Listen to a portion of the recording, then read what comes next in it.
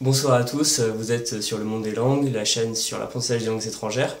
Alors aujourd'hui on va avoir un épisode un petit peu spécial dans la mesure où je n'ai pas fait de vidéo YouTube depuis quasiment un mois. La dernière fois c'était la série Les 7 péchés capitaux des langues étrangères que j'avais diffusée du 19 au 25 mars je crois. Donc voilà, on a quasiment un mois et ça m'a beaucoup manqué. Ça va être l'occasion de revenir sur les dernières semaines, de répondre à quelques interrogations et d'évoquer rapidement l'avenir de la chaîne. Alors c'est vrai qu'entre fin mars et avril, j'ai pas eu le temps de faire de nouvelles vidéos spécifiquement pour la chaîne YouTube. J'ai été malade pendant une semaine, ça m'a quand même retardé. J'ai organisé un concours à K6000 le 9 avril, vous y avez peut-être participé et ça a été beaucoup de temps d'organisation et pour choisir les vainqueurs. Et aussi, j'ai filmé ma grosse formation, donc en fait finalement j'étais très actif en avril sur la vidéo, simplement pas sur la chaîne. Mais voilà, pas de panique, ça reprend aujourd'hui. Il devrait y avoir une nouvelle vidéo la semaine prochaine et au minimum une par semaine.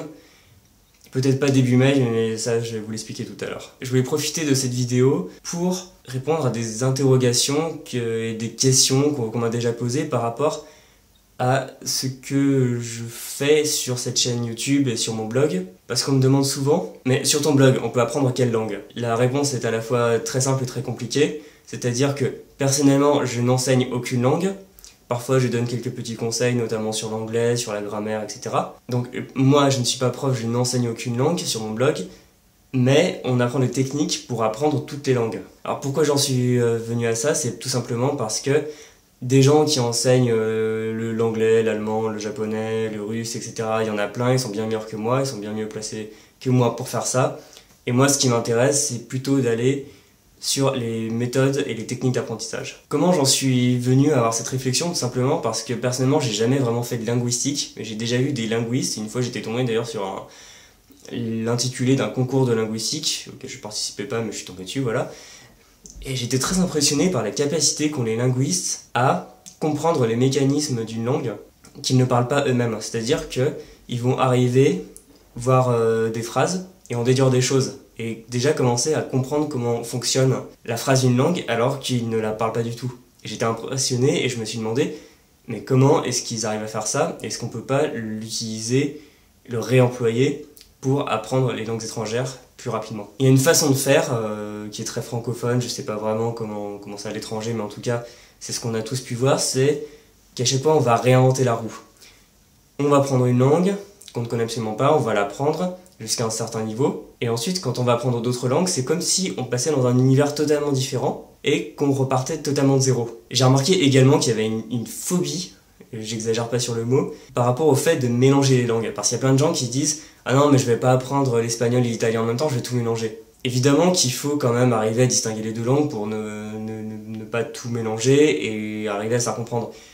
Mais pour le reste, j'irais même jusqu'à dire que mélanger deux langues, c'est même génial, parce que ça veut dire qu'on n'est pas en train de réinventer la roue, mais qu'instinctivement on a compris qu'il y avait plein de ressemblances entre ces deux langues et qu'on est déjà en fait en train de les exploiter. Alors au lieu d'avoir peur de mélanger les langues, comprenez que c'est un vrai atout et que finalement vous allez gagner plus de temps en parfois vous emmêlant les pinceaux qu'en vous disant j'apprends pas telle langue parce qu'elle est trop proche de celle que je connais, je vais tout mélanger, c'est pas la peine. Mon approche ensuite essaye de donner de l'autonomie parce que je vois beaucoup d'adultes qui sont pourtant très autonomes dans leur vie, ça peut être des étudiants, des salariés, des entrepreneurs, qui sont très autonomes dans leur vie de tous les jours, dans leur travail, mais dès qu'ils veulent apprendre une langue, ils veulent absolument qu'il y ait un parcours très balisé, que tout soit parfaitement établi selon un cursus fait à l'avance. En réalité, je trouve que c'est pas la meilleure approche d'attendre que le professeur vous ouvre le crâne, qui vous déverse des connaissances dans le cerveau, qui referme et voilà, vous savez parler la langue. C'est pas la meilleure façon de procéder. Donc pour moi, l'autonomie et la responsabilisation de l'apprenant, c'est vraiment quelque chose qui me tient à cœur. Et c'est pour ça que j'essaye de pousser autant que possible, par mes articles et mes vidéos, une nouvelle manière d'apprendre les langues. Donc j'ai absolument pas tout inventé, parce que je prends de la pédagogie un peu partout. Il y a énormément de choses qui se font qu'on ne connaît pas forcément au niveau de l'enseignement des langues en France, mais ce ne sont pas forcément des choses qui vont être très accessibles au grand public parce que ça va souvent être des débats de spécialistes. Et mon but, c'est vraiment de faire les vulgarisations, de rendre accessible au plus grand nombre des choses qui sont pas forcément très compliquées, mais qui ne sont pas forcément non plus très accessible. Au départ, j'avais pas forcément envie de donner un nom à mon approche, mais j'ai fini par le faire parce que ça permet de rendre les choses plus claires.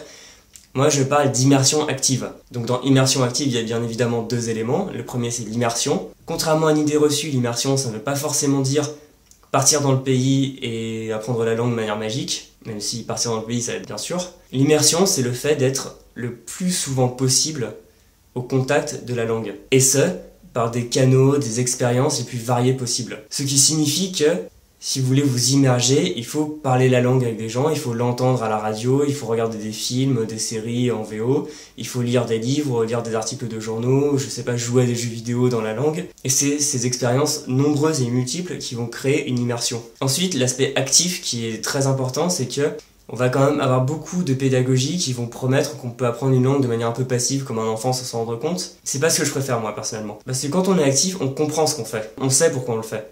Souvent quand on apprend la grammaire, on a vraiment l'approche que je trouve à l'envers. C'est-à-dire, on va prendre la leçon, on va voir, alors telle règle c'est ça, telle règle c'est ça, il y a 36 exceptions, et à la fin de la leçon on n'a absolument rien compris. On va faire des exercices, on va peut-être commencer à comprendre ce qui se passe. Le plus souvent je trouve qu'il vaut mieux utiliser la grammaire quand on en a besoin, c'est-à-dire qu'on voit des choses dans la phrase, on se dit ouais là il y a des choses qui ont l'air similaires, il y a peut-être une règle derrière tout ça, et là on prend la grammaire et on comprend parce qu'on avait déjà une intuition de base. Voilà, moi ce que je veux mettre en avant c'est vraiment face aux langues étrangères de prendre son destin en main, de savoir ce qu'on fait, de savoir où on va. Et ça n'exclut pas le recours à un professeur. Le professeur n'est pas exclu dans ma vision des choses. Simplement, on n'est plus vraiment dans cette vision verticale, hiérarchisée du professeur qui est tout en haut, qui va transmettre un savoir sous forme de cours magistral. On est plus dans un dialogue entre l'apprenant et le professeur, sachant que l'apprenant va aussi pouvoir demander au professeur d'orienter un peu l'enseignement par rapport à un besoin qu'il a à un instant précis, etc. Finalement, ce que je veux promouvoir, c'est le fait d'apprendre à apprendre les langues pour devenir autonome. Et c'est très puissant parce qu'en quelques mois, on peut déjà commencer à avoir une vision totalement différente de l'apprentissage. Et avec ça, on peut devenir autonome et apprendre les langues, quelles qu'elles soient, sur le long terme ou tout au long de sa vie. On m'a aussi demandé si c'était une méthode. Alors moi, je veux pas parler de méthode parce que je trouve ça un peu prétentieux, sachant que pour moi, une méthode, c'est pas vraiment ce que je fais. Une méthode, c'est un système qui va permettre pas à pas d'apprendre une langue étrangère suivant un cursus prédéfini avec des mécaniques précises. Assimil, c'est une méthode. Pimsleur, c'est une méthode. Michel Thomas, c'est une méthode. On est vraiment sur un système très bien défini. Assimil, vous allez avoir la page à gauche dans la langue cible, la page à droite dans votre langue, vous avez les exercices, la phase passive, la phase active, etc.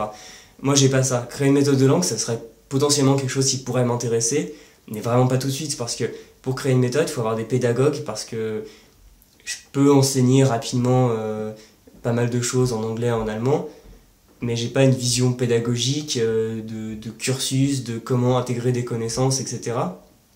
Ça, c'est un métier à part qui est très spécialisé. Il faudrait aussi des gens qui parlent cette langue pour pouvoir faire des enregistrements et des textes. Il faudrait aussi des techniciens pour pouvoir mettre en place, je sais pas, une plateforme, des réseaux pour faire paraître tout ça en librairie. Et donc finalement, c'est quand même beaucoup d'argent à engager. Et moi, ça m'intéresse pas de faire ça, en tout cas dans un futur proche. Et finalement, ma démarche ne va pas contre les méthodes, elle permet d'intégrer les méthodes comme elle permet d'intégrer, on l'a vu, les professeurs, et ça vise donc à rendre l'apprenant maître de son destin, autonome, pour qu'il puisse dépasser tous ces blocages, tous les problèmes psychologiques, et qu'il puisse apprendre la langue en sachant ce qu'il fait jour après jour jusqu'à atteindre le niveau qu'il désire. Finalement, j'offre deux choses, c'est des compétences et un état d'esprit positif pour aller plus loin.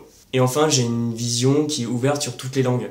C'est-à-dire que je ne vais pas forcément toutes les parler, et je ne vais pas forcément pouvoir écrire ou faire des vidéos dessus, mais j'aime beaucoup faire intervenir des personnes extérieures via des articles invités. J'en ai eu sur l'allemand, sur l'espagnol, récemment sur l'arabe, le portugais. Et c'est une vraie richesse parce que ça permet à toutes les langues d'être également représentées sur le blog, et pas uniquement les langues qui intéressent le plus de monde. Et à terme, j'aimerais beaucoup avoir des articles sur des langues méconnues, mais qui ont un réel intérêt à être découvertes. Et d'ailleurs, si vous connaissez une langue qui n'est pas traitée sur le blog, vous voulez écrire un article dessus, n'hésitez pas à me contacter, ça serait avec grand plaisir que je considérerai votre demande. Et de la même manière, si vous voulez faire des vidéos sur les langues, et vous pensez qu'on peut collaborer sur certaines choses, c'est pareil, n'hésitez pas à me contacter. Maintenant, on va parler du futur proche. Donc, ce qui va se passer, c'est que, normalement, en fin de semaine prochaine, c'est-à-dire aux alentours du 30 avril, je vais sortir ma première formation. C'est quelque chose que je suis très fier de vous présenter.